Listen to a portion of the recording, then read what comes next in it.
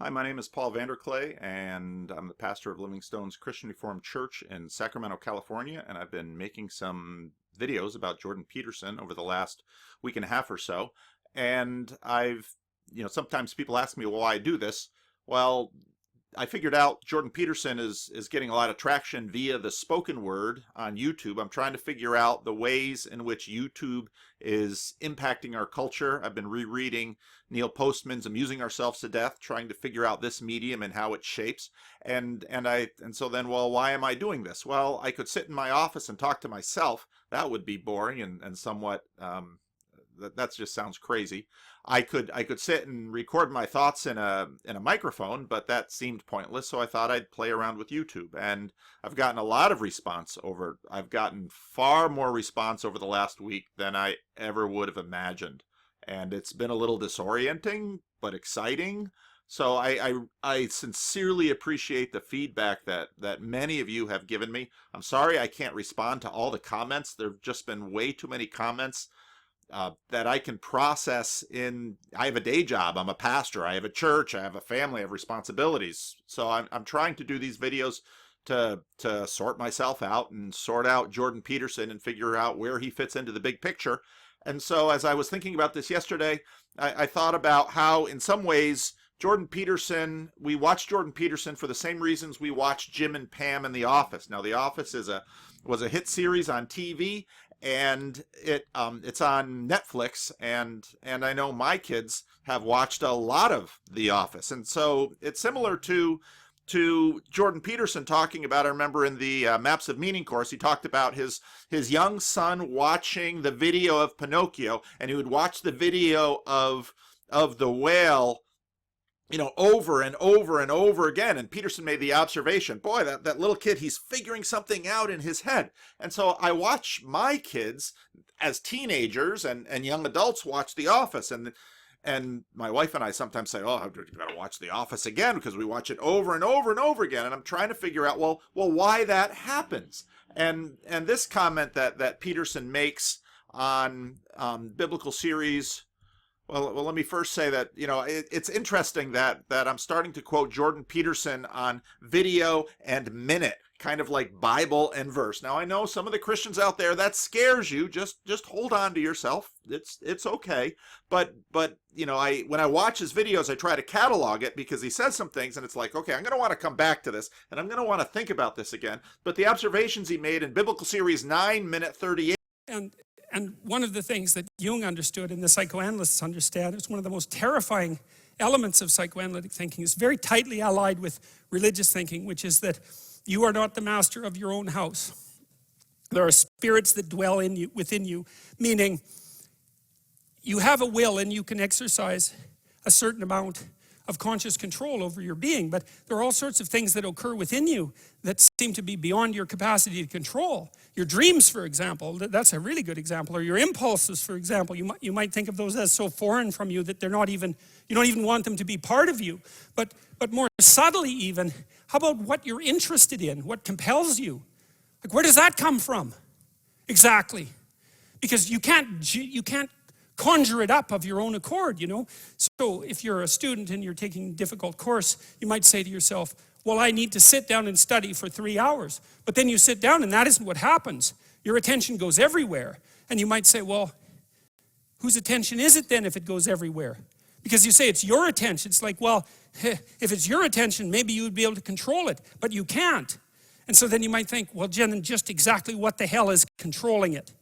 And you might say, well, it's random. Well, it better not be random. I can tell you that. That happens to some degree in schizophrenia. There's an element of randomness in that. It's not random. It's driven by the action of phenomena that I think are best considered as something like subpersonalities, although even that's only a partial description. You can't make yourself interested in something. Interest manifests itself and grips you. That's a whole different thing. And so what is it that's gripping you?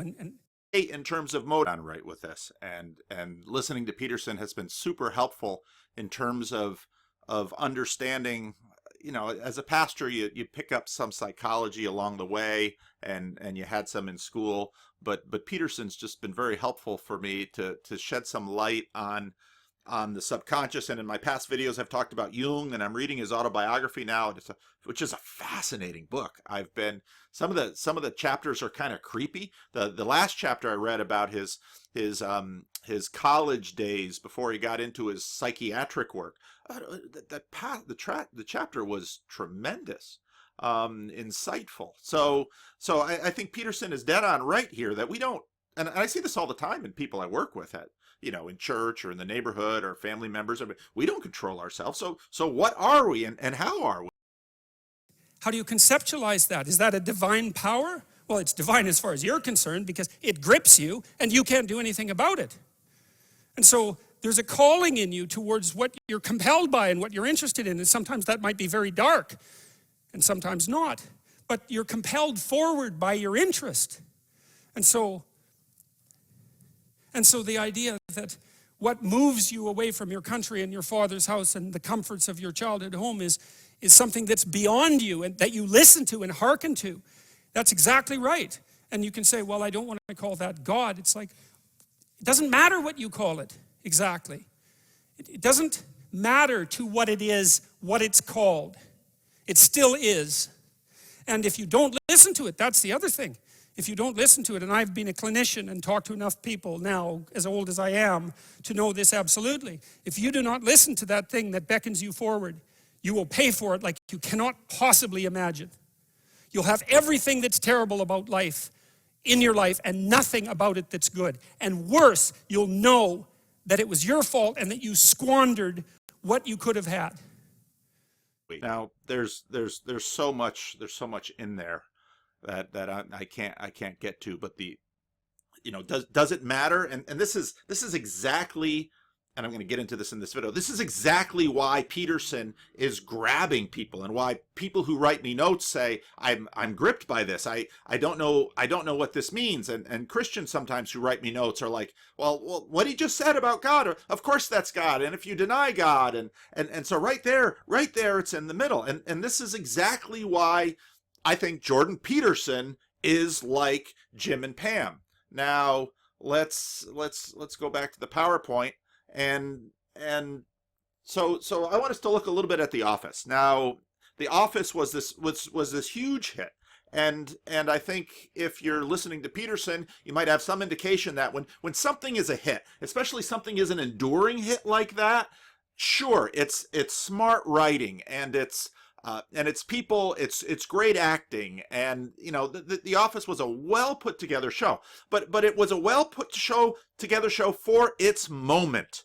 It connected with something deep in the culture, and so there's a reason that I bet you I'd be very interested to know on Netflix just how much traction this show gets, because my assumption is that, especially in the demographic that the advertisers want, which is teenagers through young adults, that show still on Netflix is just banging away, hitting top numbers. People are watching it over and over and over and over and over again. And I've seen some episodes, I don't know how many times, because, and I watch my kids, and I think there's something that's grabbing them in there. They're working stuff out, not unlike, again, Jordan Peterson's kid was working out and watching the whale in Pinocchio. So The Office, if you're not aware of the show, and you might be living under a rock if you've never watched The Office, Jim is the main character. Yes, he's a white male as a main character, and there are reasons for that in our culture: psychological reasons, sociological reasons, economic reasons. White males, I'm not going to go there with that whole conversation. But Jim is really the main character, and Pam is right there with him. The two central characters, and really when the show began, the main focus of the show was the romantic tension between them. So for the first few seasons, everything was that romantic tension. And that is such a common Hollywood tactic. I remember years before with Cheers, it was Sam and Diane, and even before that, General Hospital, it's Luke and Laura. I mean, how many movies, if you want to start talking about archetypes, how many movies, how many TV shows, it's the romantic tension. Will these two get together? And what's keeping them from get together? And so that energizes the show. Now you might say, well, what does that have to do with Jordan Peterson? Well, hang on, we'll get there. But if as we go down the characters of the show, you're going to see that this show hits on all the major issues that our culture is dealing with. You have Michael Scott, who's a clown, who is so politically incorrect. And really, Jim and Pam are kind of the center of the show. Right there is Michael Scott in this office. And he's the boss, and he's politically incorrect. He says everything wrong. He says racist things. He says homophobic things. He says offensive things. He's always doing the wrong thing. And so this is some kind of implicit grooming and training of people. This is what's politically incorrect.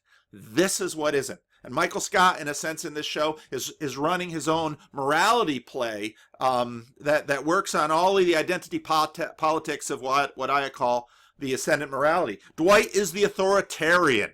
And again, you try and figure out who is Dwight. And so the relationship between Jim and Dwight is very much a relationship between the cool everyman in American culture and the authoritarian. And so Dwight is the authoritarian, and of course Dwight's love interest, Angela, is the propagator of conservative folk religion. She's Christian-y, she's Christian-ish, she loves cats, she loves kitschy things, she's judgmental, nobody likes her, and the whole office is in some ways just trying to tolerate her and trying to not violate the central tenet of our culture, which is be nice. So they have to be nice to Dwight and Angela, but doggone it, it's really hard, and so they're trying to be nice to them.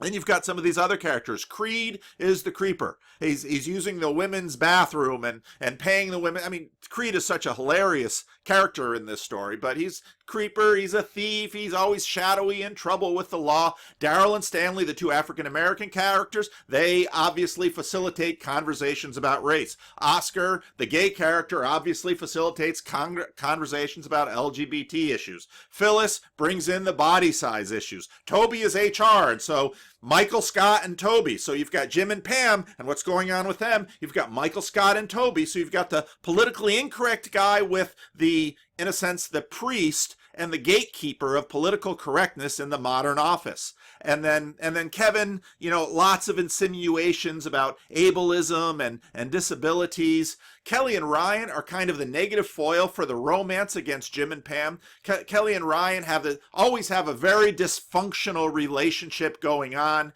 And so we're watching them as we're watching Jim and Pam. And again, I think about what Peterson says about Jung, that all of our sub-personalities, all of these people that inhabit us are just watching all of this. And so I think for, especially that age group, that whole age group is just absorbing the office and just absorbing all of the patterns of this is how relationships are supposed to play out. And then, of course, Roy, who works down in the warehouse, the strong men, the people, the blue-collar workers work downstairs, and that's kind of a mysterious blue-collar world, but in that way, in a sense, the office locates itself in the upper story where all the real things go on. This is where the elites manage the world, and down there in the office with Daryl and Roy and a bunch of other nameless people, that's kind of the blue-collar world. And Roy comes up from the blue-collar world, and he and Pam are engaged. And so if you look at, say, Pam's narrative arc,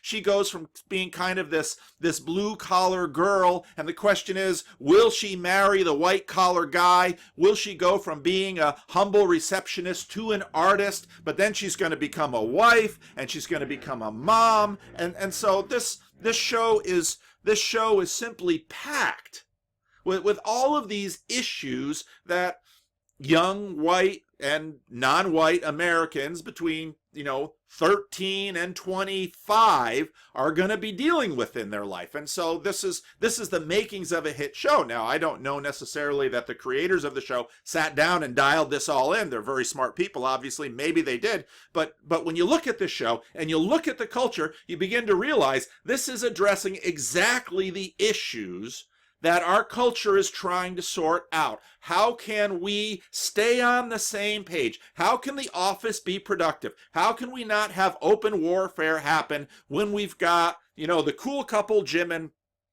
and Pam are the couple that everyone's supposed to relate to, everyone's supposed to live vicarious through, everyone's supposed to identify with. That's how fiction works. You've got Michael, the politically incorrect guy, you've got Dwight, the authoritarian, you've got Angela, kind of the folk religionist, you've got the gay guy, you've got the black folks, you got the fat folks, you got the people who have low IQ like Kevin, you've got all of this, and so in the world of The Office, they're trying to have a functional, productive world. Okay? Now you might say, well, what does this have to do with Jordan Peterson? Well, let's get back to the thesis I presented in some of my earlier videos where I very much believe that our current culture war in the West, especially in the United States where I live, also in Canada and some of the other countries, Britain, the current culture war is really a Christendom civil war. Now, by Christendom, I mean this is the West that grew out of Roman Catholicism, Latin Christianity. And I mean, the story in the East with the Orthodox is a little bit different. But in the past videos, I kind of walked through, you've got medieval Christianity into the Protestant Reformation, and then the crisis in the Protestant Reformation was very much a crisis of authority. What is the foundation of authority? Is it from Scripture alone, or is it the church authority through tradition? And also deeply within the Protestant Reformation, you've got a lot of church and state things. Of course, out of this, the United States is this technically secular federal government. The states kind of had religions, but technically secular federal government, and then that leads into, again, I treated this in past videos, that leads into this conflict between looking for all of the European wars of religion, and we've got to stop killing ourselves. And so this split between rationalism and empiricism, which leads all the way to Nietzsche, and of course that's where we pick up Peterson. We have Nietzsche and Jung and Dostoevsky and on from there. But again, the main thesis here is that this culture war is a Christendom civil war. And I know many who are Christian on the right say, no, those on the left are leaving Christianity and anti-Christian, and certainly many on the left would agree with them. But my thesis is they're all working from this platform, that this very large, long-standing platform that Western civilization bequeathed to them. And it's exactly at that moment that Jordan Peterson comes and says, we'd better not throw out this platform, because if we lose this platform, we're going to lose a heck of a lot more. Now, another thesis that I presented in some of my past videos is that consciousness prioritizes dualism. We are simple creatures, and in some way we're very complex, but consciousness, I think, really focuses us to really only look at a few things. So one of the dualisms that we often kind of work with is kind of the dualism that one of the lines in the culture wars is between the supernaturalists and the naturalists. Question, is there life after death? Supernaturalists say, yeah, we go to a better place, or we go to heaven, or we're reincarnated. Or supernaturalists say there's that life is not all, there's more to life than what is in the iron box of empiricism. So, is there life after death? Supernaturalists say yes. Supernaturalists pray. Supernaturalists say things like everything happens for a reason. Or if they're religious supernaturalists, they say, God's will. God has providence. God works in mysterious ways. Supernaturalists say your life has a mission. God has a special plan for your life. That there's meaning and mission in life, and this is what you are meant to be. Supernaturalists say God or the universe, that there's a plan going on. Naturalists contrast that. A thoroughgoing naturalist, unless they're at a funeral, says, when you die, the only thing that lives on is your memory. And you can find kind of a romantic thing to say is well, they live on inside your heart. Yeah, but what happens when my mind goes? Then they're gone. So naturalists, they're in a sense saying, okay, all there is in the box here of empiricism. And so when you die, you're done.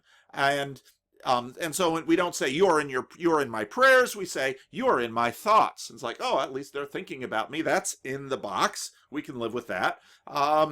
We make our own reason or meaning. I don't need a God to validate me. I make my own meaning, and if I do something that I find meaningful, that's enough. That's within the empiricism box. Life is what you make of it. You can be anything you want to be. That's very much within the naturalist box. And now again, consciousness, we tend to look at this dualism, supernaturalist versus naturalist, and this is a very helpful distinction, but how it plays out in the culture is actually kind of different.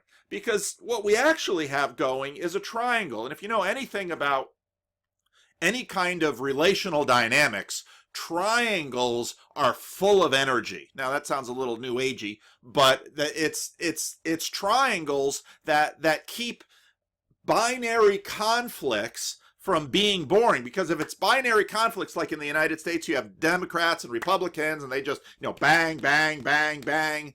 Well, now you want to maybe put libertarians in the mix or independents. Well, now we've got something interesting because you can triangulate. You can get a wedge issue. And so what really gives the culture war energy in our culture is that the fact that we have religious supernaturalists who are people that go to church, or maybe they don't go to church, but if you ask them, they say, oh, I'm very much a Christian and I pray to God and I was raised this way. They are religious. They name their gods. They have loyalty to their gods. They identify with their gods. They identify with their tradition. They spend time learning about their tradition. They give money to their tradition. They are religious. Then you have the spiritual but not religious soft supernaturalists. They're often trying to play both sides because they get a little nervous about the authoritarian tendencies of religious communities and religious institutions. And they want to get along with everyone, so everything happens for a reason. Universe manifests something for me now. But I'm not necessarily going to go to church every Sunday because I might go to this church and then maybe go and do some yoga and then maybe go look at these New Age videos and maybe I'll go to a spiritual place and when I die, well, maybe it's reincarnation or maybe I go to heaven or I don't know. I'm not going to make a stand, but that's kind of where I'm at.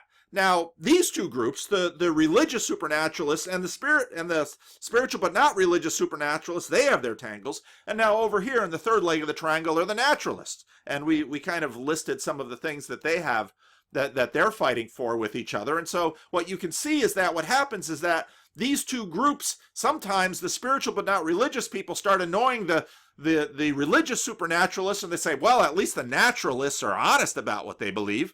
And then the naturalists look at these two groups and they look at the spiritual but not religious and they say, well, at least the church or the Bible isn't going to be controlling everything. These people are at least flexible and willing to listen, and we're not going to have creationism in public schools in Kansas or Nebraska. And then the spiritual but not religious people are looking at the religious people and say, oh, well, I don't like how they treat women, or I don't like how they treat gays. I'm closer there to the naturalists. So they go around and around and around and around the triangle.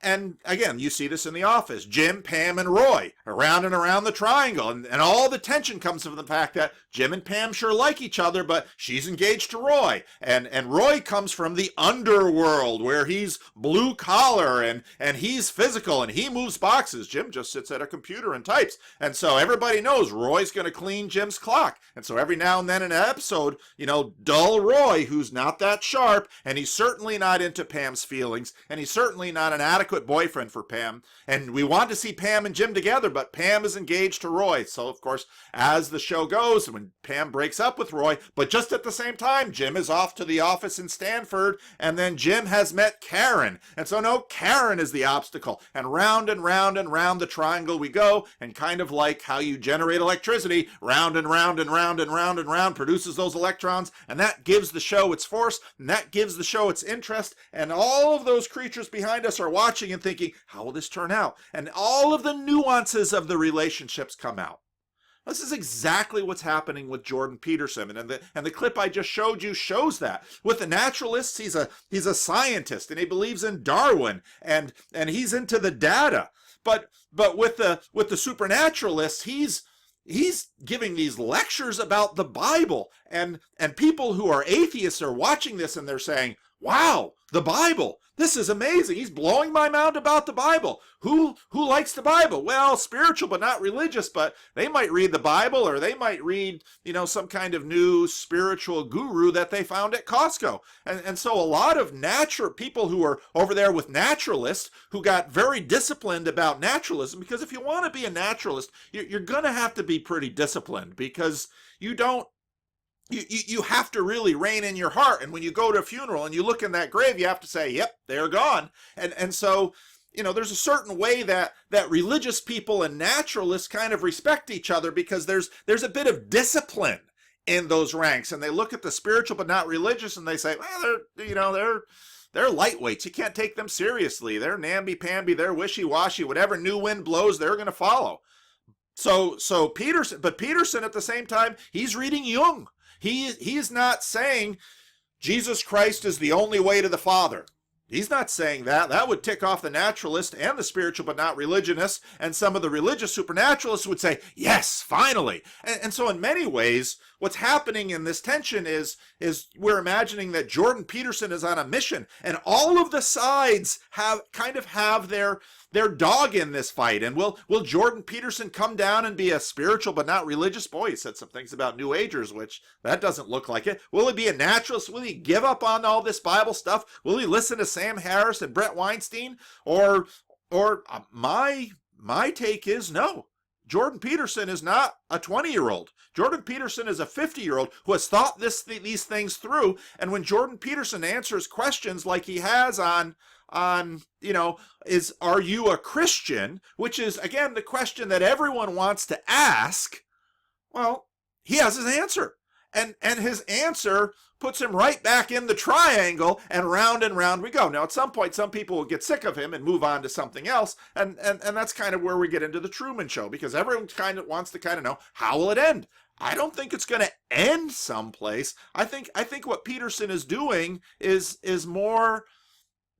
It's more like The Office, that we are basically watching him work his stuff out like a teenager or a young adult watches Jim and Pam and Roy and Kevin and all the office dynamics. And this is why we watch Jordan Peterson. This is why, because we are trying to sort ourselves out. And he's obviously an intelligent person, and he's not doing some of the quick dismissive things like hardcore people in all of the other quadrants do. And so anyone else who's in the middle is watching him. And, well, why am I watching him? Well, you're watching him because you're working out your stuff. And even someone like myself, I've got solid religious credentials. I've been a Christian Reformed minister for 27 years. I was raised in the Christian Reformed Church. The Christian Reformed Church is a conservative Christian denomination, not as conservative as some would like,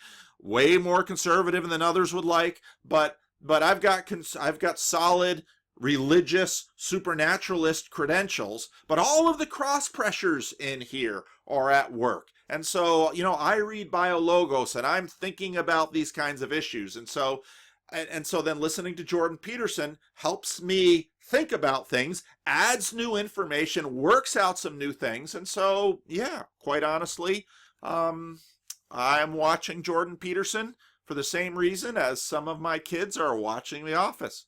We're figuring stuff out. We're watching him. We're kind of living vicariously through him. We're rooting for him.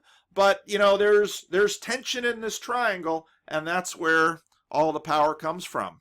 So I tried to make a little shorter video. Looks like I succeeded, because some of my other videos are pretty long. Again, if you enjoyed this video, please, leave a comment. I'll try to look at the comments. If you want to get in touch with me, hunt down my email address. I'm around. And if you can't, please, if you do leave a comment and I can't get to it, please be patient, because again, I'm a pastor of a small church. I'm not used to the kind of numbers I'm seeing on these videos. I'm not used to, I was not prepared for this. I just started doing this stuff for fun. And again, I'm quite moved and humbled by the response, and I don't quite know what to do with it. So if you'd like to ask me a question. A number of you have brought questions to me about Christianity. I love talking about Christianity. It's my job. I'm a believer. Some of you have said a pastor shouldn't be dabbling in this. Okay. We're all entitled to our own opinions.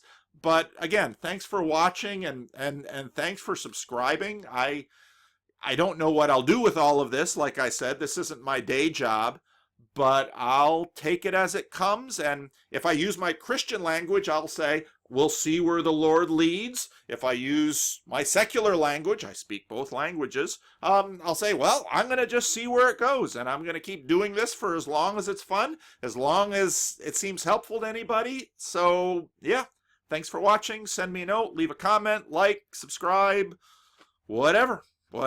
Thanks for watching.